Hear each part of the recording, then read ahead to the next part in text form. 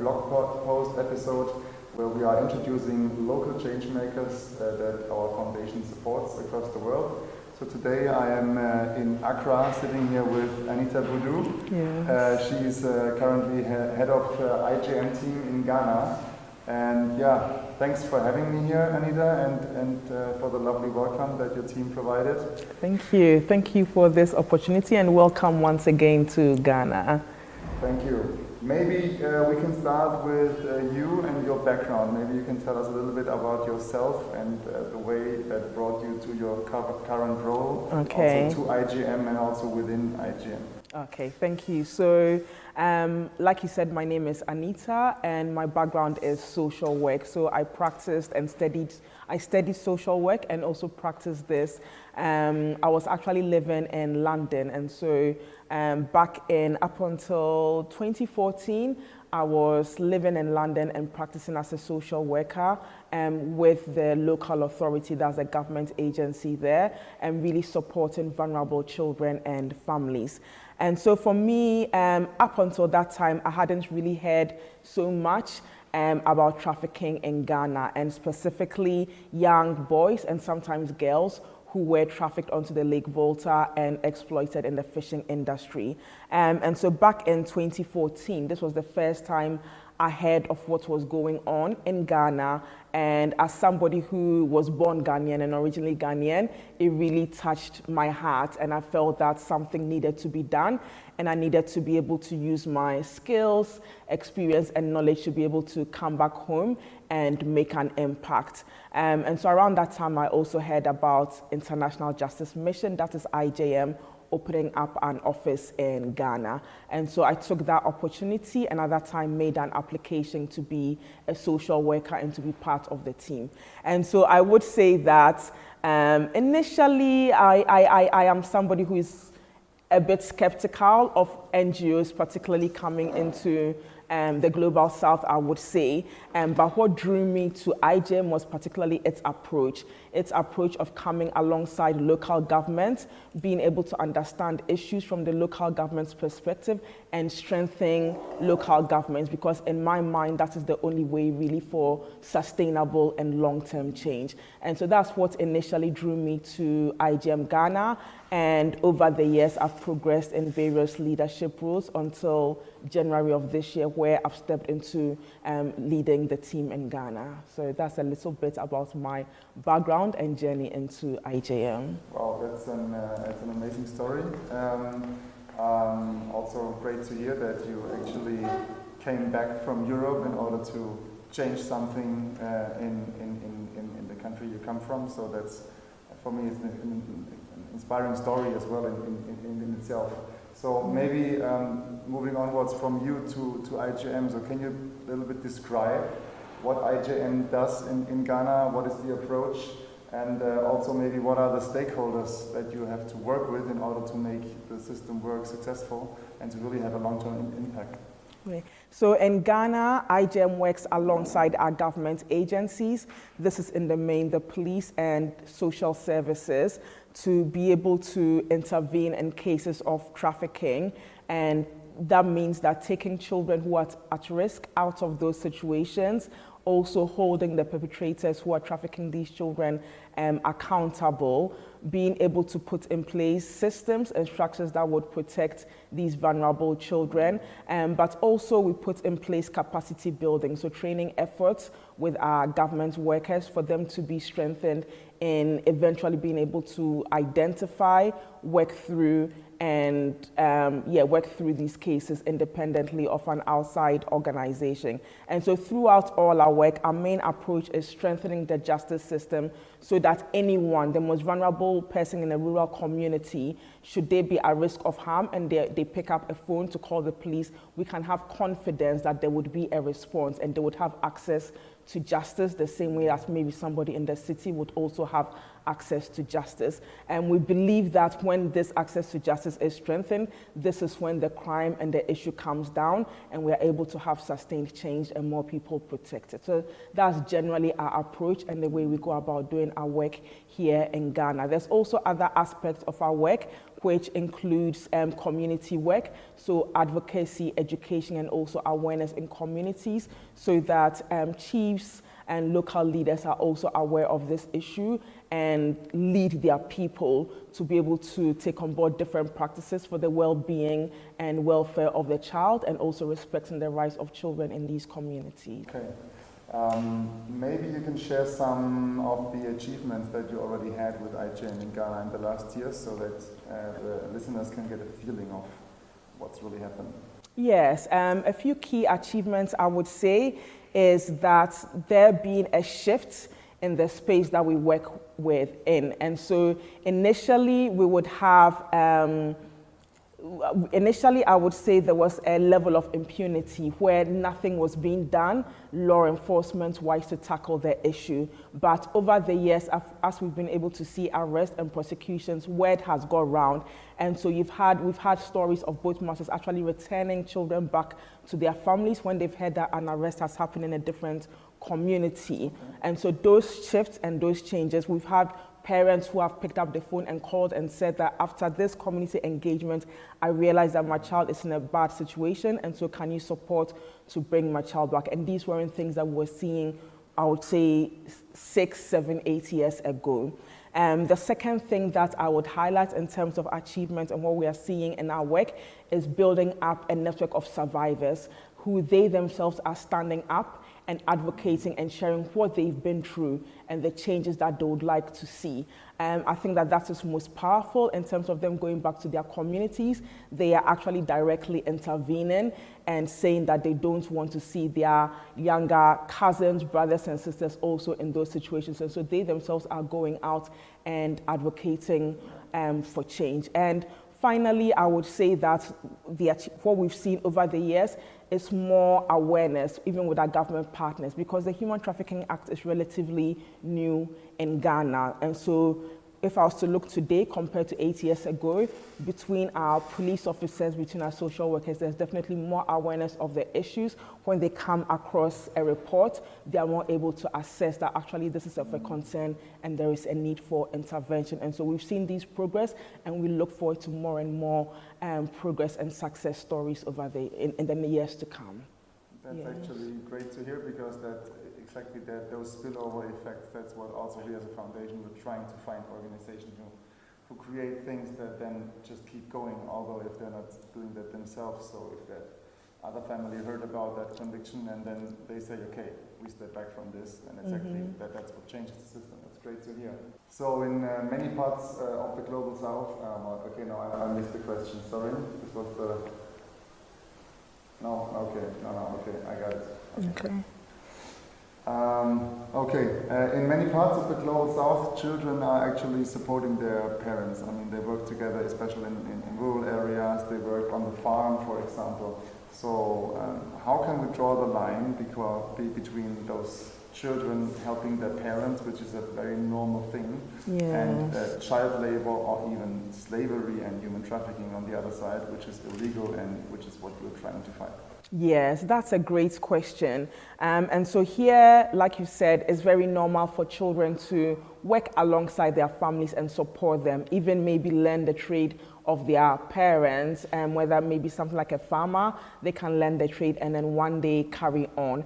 However, here there is a very clear distinction between what we call child work and work that is hazardous within the child labor spectrum. And so in Ghana, any work that is detrimental to the health of the child, to their well-being, any work, children are not supposed to work in nighttime hours, any work that is stopping the child from being able to attend school and achieve their education. All these are things that should not be happening under the Children's Act of Ghana, because it's depriving them or detrimental to their health, their well-being, and their growth as a child. Now, when we move further from that, a child may be involved in child labor, but in addition to that, they have been trafficked specifically for the purpose of exploitation. And so a child may be engaged in child labor, but they've been taken from one place to another, and their sole role, when I speak to these children, they've told me that my sole purpose in life is to work and to make a profit for the boat master. And so they see other children going to school, and they're saying, why am I not allowed to go to school? And they say, that is not you. That is them. Your job and your purpose is to work. And these children in this side or in this box, they are more subjected to physical abuse.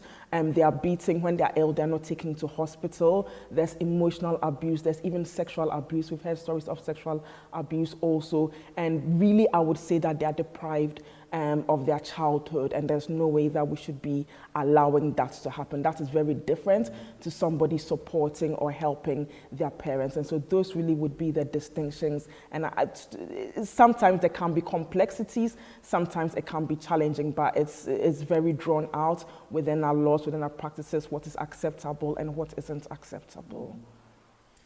It's always, again, hard to hear, even for me, although I have been knowing about IJM and about these matters for years, but it's still hard to get a grasp. And also I feel when I talk to people in Germany about this, so they always ask, so how can that happen? So maybe you can give some background on the families and on the situations they're in. So how does it end? How does a child end up in such a place? Yes. Which children are maybe more in danger of falling for that trap? Yeah. Yes, I think that there are a number of factors that can lead to a child being in this situation. By and large, there is an element of vulnerability within the family system that enables this to happen. And so in situations or stories that I've heard, there's a family that is maybe struggling to make do. There are elements of poverty within the family, but then there's a crisis situation. And so the father may have an accident and is no longer able to provide for the family. And you have somebody coming over, making an offer, saying, give me your child, I will take care of them. They'll be able to go to school and they'll make a future, I'll give them a good future, which is deception. And so the family is, in essence, deceived, and they feel that the child is going to be taken care of. And I must say that within Ghana and within our culture, it's normal for an extended family member to take over the care of the child if their nuclear family is struggling. But in these situations, what we see is that system is being abused, and people are rather exploiting these children for their own gain rather than supporting their families. There are also situations where children, I would say, there are particular children within families that are more difficult to manage, and there are already existing conditions of neglect or abuse that are going on. And this is really just the next level or an extension of abuse that might already be going on within a family, where a child is then giving out to a boymaster. Sometimes the money that is received is very small. It's not going to get very far. So you ask, why would anybody do that? The money is not even going to get them far, but it's just a situation of taking the child away from the family and not having to deal with it. And then there are some situations where there's a direct conversation and exchange of money or promise of money. These are all various situations that we see and that happen in this area. Yeah. Okay, so we also, to clarify, we also have the situations where actually parents might give away their kids and receive money for it. Yes, there are some on an annual basis, yeah. Or sometimes the promise is made and they go to collect and they don't get what is promised them. Yes. Well, you mentioned the term human trafficking. So trafficking means, first of all, you're being brought from one place to another. So is that also happening across borders here, or are we only talking about trafficking within Ghana from one region to the other? Yeah, so within Ghana, trafficking happens both within our borders and across our borders. And so we do have some work that is supporting our government partners in dealing with what we call victims of cross-border trafficking. And so we have that. I would say that that is not the majority of the cases that we have been dealing with. In Ghana, we do have a few that are cross-border cases, and children and sometimes adults coming from other West African countries. But what we believe is that with our main case type and focus on the trafficking on the lake, as we build up the capacity of our government partners, they then have the ability to deal with all kinds of trafficking across the board. Yes. Okay. You talked about how basically you want to change the system. So it's not only freeing children yourselves, but you want to empower the system so that it helps itself. But what you're also doing right now is you're actually providing information on specific cases, and then the police frees the children. So what happens then? The children are free, so how do you take care of them if they have been living as in child labor or in slavery, whatever you want to call it, for many years, because they're traumatized and so on. So how does that happen then? Right. So we have various teams within our organization that work alongside our government partners all throughout the process. And so from the point where a child is taken out of a situation of abuse, we have our social workers here that work in tandem with the government social workers. And what they do is do an assessment of their overall needs. And so their health, their emotion, their physical conditions, their education level, anything that needs to be put in place. And so initially there's a rehabilitation center, and this is in partnership in the main with other NGOs. And so they are placed in a rehabilitation center, and some of the support that is provided is counseling services, basic numeracy and literacy support, for them to be able to. Many of them have never been to school or had little school. And so where you're able to build up that basic numeracy and literacy skills, when they go back to their communities, they are then able to integrate into school. And so that is some. And then we also do work with our social workers to find the families of origin of these children. Some of them have left when they were very little and they barely know anything about their hometowns. And so we work to be able to identify their hometowns, identify family members and a suitable fit person that can take that child back on. And when they are reintegrated back into the community, there is then work to ensure how are we going to ensure that this family are not vulnerable again and this child may not be at risk of re-trafficking. And so there can be economic empowerment for the family. Maybe the mother wants to set up a market stall to be able to provide for the family, and they are supported in that. The child may want to go to what we call basic school, and so we support them for them to be integrated in that. Or the child may be of an age where they want to engage in a vocational school. So vocational training, they might want to get training to be a mechanic, a seamstress, other things like that. We support them through that process to ensure that they are making really a good impact and continuing to thrive within their communities. Yes. Okay, so that's, I would imagine those are also tough calls to make sometimes. So what to do and what's right and what's wrong, and that's specific. Yes, very tough calls. So if you started as a social worker, so general question for me is, those cases are so tough, and I've known many of them from IJM, also background stories. I've heard many from your team, and how are you and how is the team, especially also the social workers who then actually meet the children and see what's happening, how are they able to handle their own emotions? And maybe can you tell me, was there any specific case, for example, that really hit you personally and that really where you said, okay, it's too much for me, throws me out of balance or something? Yes, I think being on the social work team, and actually any of the teams that you have to directly interact with the children, you hear so many heavy stories that sits on your heart. As you say that, just all the different bits and pieces of stories are coming back, because really when you hear that direct account, it sticks with you and it stays with you. And so there was a young boy who basically said that his family didn't want him, that he wasn't wanted in their family. And I was like, how? Like, that can't be. And so we went through the processes of finding the family, assessing, and kind of putting things in place. And the family actually said, we don't want the child back. We don't want to have him. And really that I just couldn't understand it. And so we had to arrange for long-term care, long-term placements for him. Now he's thriving, he's doing well, he's able to go to school. But for a young boy, he would have been around 10, to have to hold that feeling of feeling not wanted. I just don't know how he would cope with that. But he's now in a loving family. He's going to school. He loves football. He's living a good life.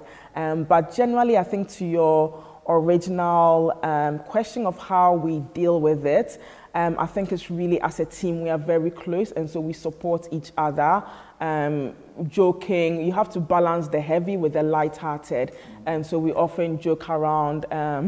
People play tricks on each other, and we also have good rhythms of taking time out to go on staff retreats where we can regroup and encourage each other and build ourselves up in that light. So balancing on that with the heaviness, I think what also keeps us going is the success stories and being able to see transformation from a child being in a situation where they felt so hopeless to a place of hope. And like I said earlier, from a place where they were told that you are nothing and your only role is to work, literally like a machine, to a place where they are now saying, wow, I have options. Like you're giving them choice. Do you want this food or that food? And they're looking at you like, what are you asking? They've never had that before. And so to see that transformation, to see them be able to go to school and have dreams, I want to be a doctor, I want to be a police officer, and actually going on those journeys is really what keeps us going and keeps us motivated in spite of all the difficulty, challenges, and hardships. Yes. I can relate. That's great. That's great. Yeah. Yeah. Let's jump to the final questions. Already learned that poverty is a major root cause for child labor. So one could say, okay, you're doing in Ghana now this one sector or these two sectors, and you're fighting it there. So how can you ensure that there's not the next sector where the same thing starts over again? So what has to happen that just people or children stay with their parents in the first place? So on a systemic level, and more, maybe also not that you can do it all. So exactly, yes. I would say that while poverty is a factor and one of the push factors, I would actually say that one of the main roots or causes of this issue is somebody being able to take a child and exploit a child within the industry. I think that once we are able to see that come down, we would be able to see this issue, improvement in this issue. When you look at poverty being used as a reason, when a child goes, and I've never seen a case where a family has given out a child and they've gotten money and they are now out of poverty. The cycle continues.